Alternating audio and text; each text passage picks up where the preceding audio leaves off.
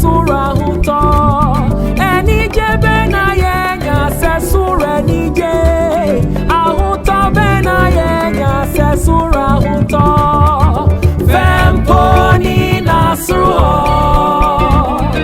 femponi nasruho femponi nasruho ebeye nije ebeye mwa se